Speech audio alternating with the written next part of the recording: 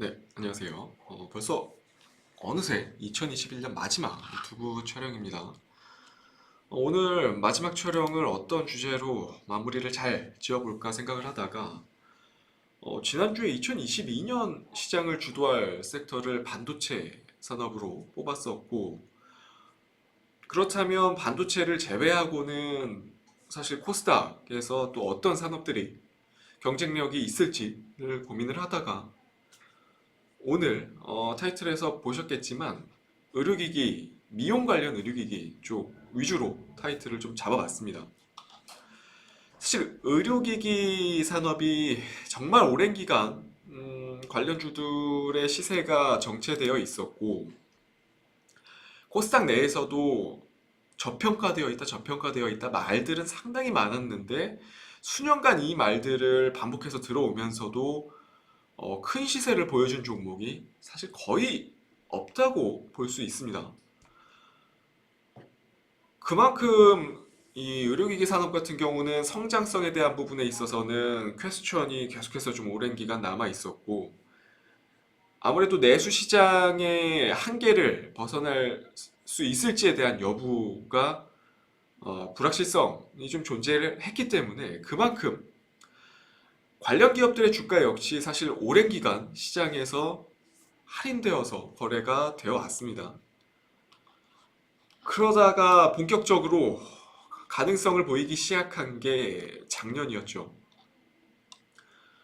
바이오 의약품 기준으로만 대략적으로 작년 기준에서 25% 정도 수출이 증가를 했고 의료기기 분야는 수출이 307% 정도 증가를 했죠. 이게 단순 숫자로 보여지는 것이 다가 아니고요. 물론 체외 진단기기를 감안하더라도 이 수치 자체는 괄목할 만한 성과로 볼 수 있습니다. 수치뿐만 아니라 결국 이러한 수출 성과들이 동업종 내 의료기기 시장 전반의 브랜드 이미지를 끌어올려주는 역할을 해줄 수 있고요. 예를 그냥 가볍게 그냥 예를 들어서 생각을 해보면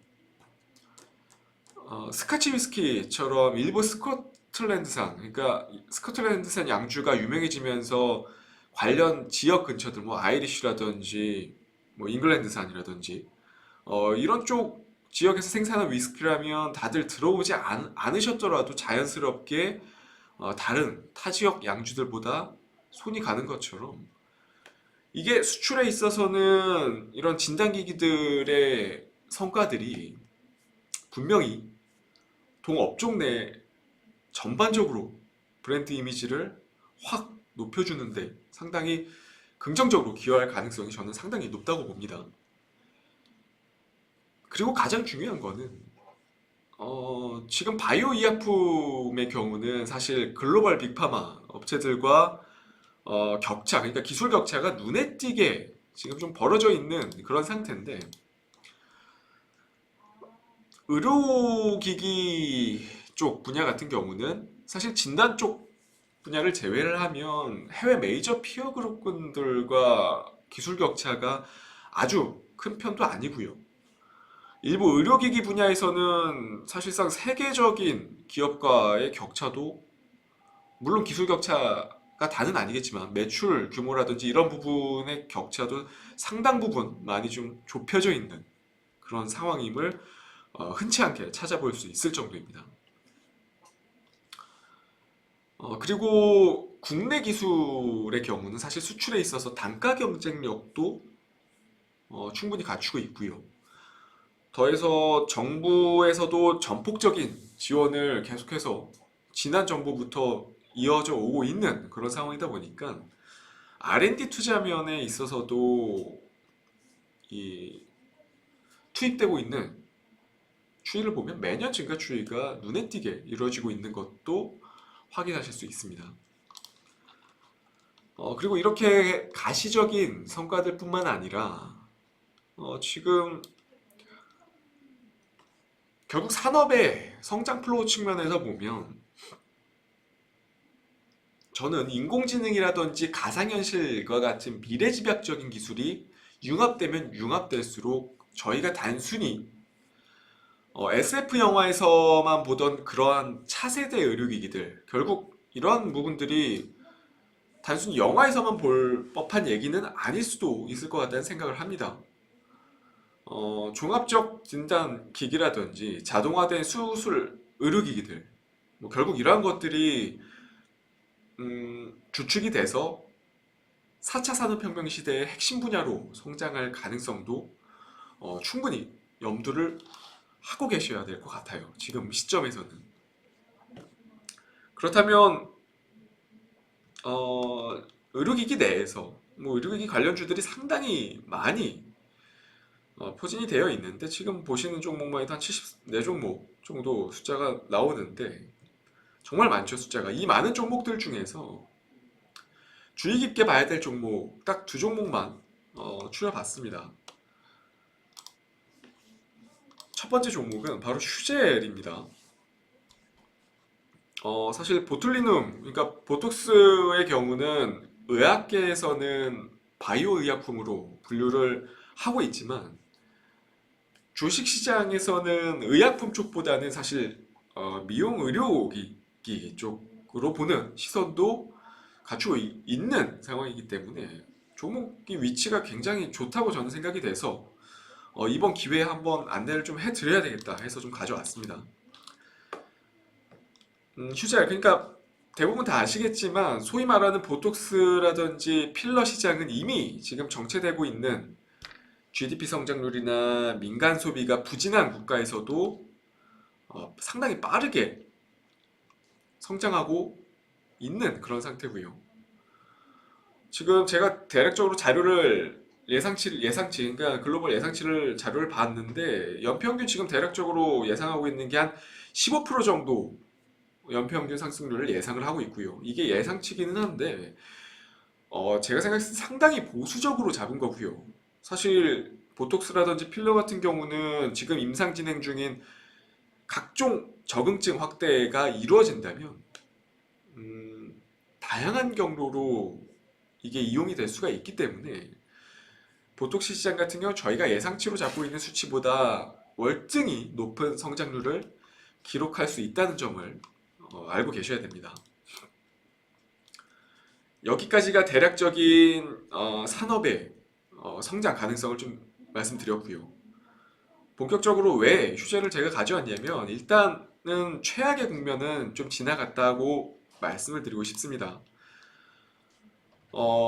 작년 하반기부터 다양한 노이즈가 발생하면서 11월에는 휴젤의 보톡스 제품인 이 보틀렉스가 식약처에서 품목허가 취소 결정이 났고요. 이 부분 때문에 지금 시세가 완전히 다 밀려 내려온 겁니다. 추세가 완전히 붕괴가 됐죠. 품목허가 취소 결정이 왜 났냐면 이유는 국가 출하 승인을 받지 않은 보툴리눔 톡신을 국내에서 판매했다는 이유인데, 이게 사측의 해명을 보면 유통 관행에 있어서 법을 해석하는 부분에 있어서 오판이 있었다고 합니다. 결국 사측에서 얘기를 한 게 맞았고요. 얼마 전 12월 17일인 것 같은데 휴젤에서 낸 집행정지 신청이 지금 인용이 된 상태고요. 뭐 조금은 더 결과를 지켜봐야겠지만 이런 부분들이 법원에서는 아니라고 합니다. 그러니까 최악의 상황은 좀 지난 걸로 보입니다.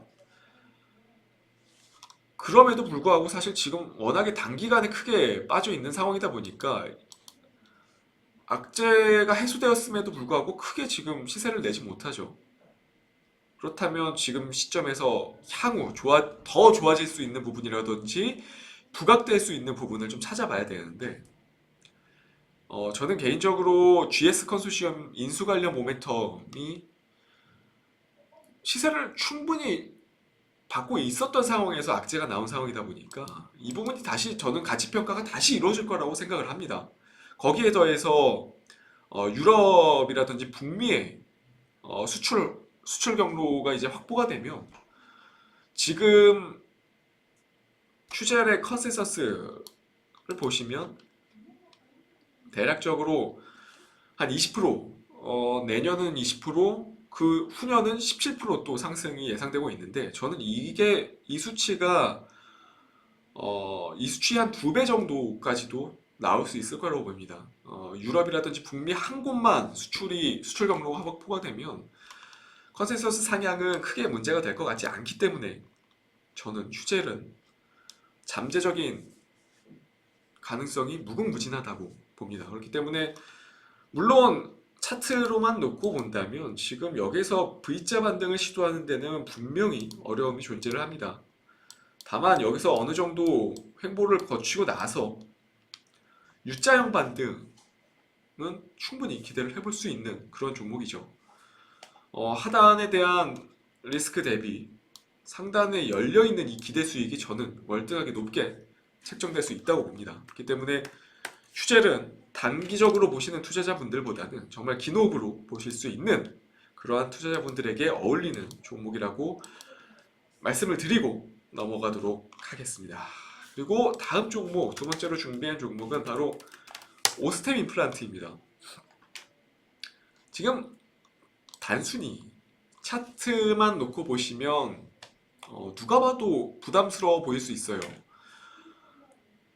차트뿐만 아니라 실적 피크아웃에 대해서도 얘기하시는 분들이 계속 나오실 수 있는 그런 상태고,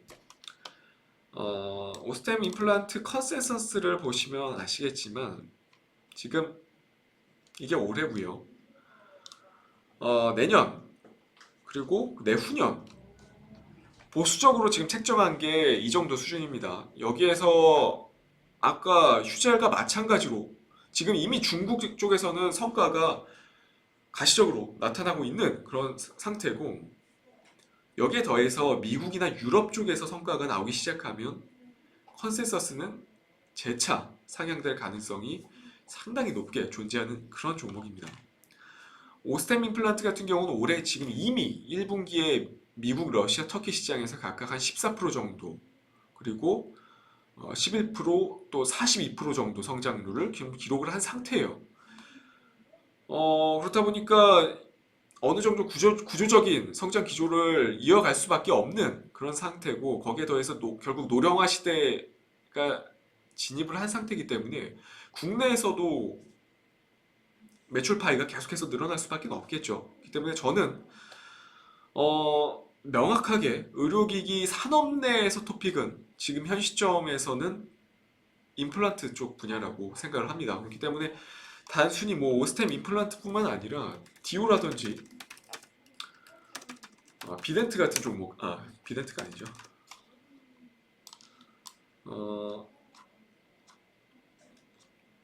덴티움 같은 종목들, 이런 종목들은 좀 주의 깊게 보셔야 된다고 좀 말씀을 드리고 싶습니다. 일단은 제가 추천드리는 종목은 휴젤과 오스템 임플란트고요. 정말 의료기기 산업이야말로 아까도 보시면 아시겠지만 종목 수가 상당히 많고, 이게 아직은 시장이 개화 단계다 보니까 정말 기업별로 편차가 상당히 크게 나타나고, 펀더멘탈의 변화도 매년 변화가 상당히 크게 나타나는 분야 중에 하나입니다. 그만큼 단순히 지금 현 시점만 놓고 봐서 좋은 기업보다는 지금 개발 중이거나 주력 상품들이 향후 수출 확대 가능성이 어느 정도가 되는지를 좀 면밀히 보셔야 한다고 말씀드리고 싶어요. 어설프게 괜찮은, 지금 뭐 의료기기 분야 쪽에 속해 있는 종목들, 어설프게 괜찮은 위치의 종목들 매수했다가는 정말 오랜 기간 지루한 박스권 안에 갇혀 있으실 수 있으니까요. 항상 주의하시고요. 오늘 의료기기 관련주 주제는 여기서 좀 정리를 하도록 하겠습니다. 시청해주시는 모든 분들 남은 2021년 마무리 잘 하시고요. 저는 또 다가오는 2022년도 역시 좋은 타이틀 가지고, 좋은 내용들 가지고 또 찾아뵙도록 하겠습니다. 저는 다음 이 시간에 내년이게 되겠네요. 내년에 다시 뵙도록 하겠습니다. 오늘도 시청해주셔서 감사합니다.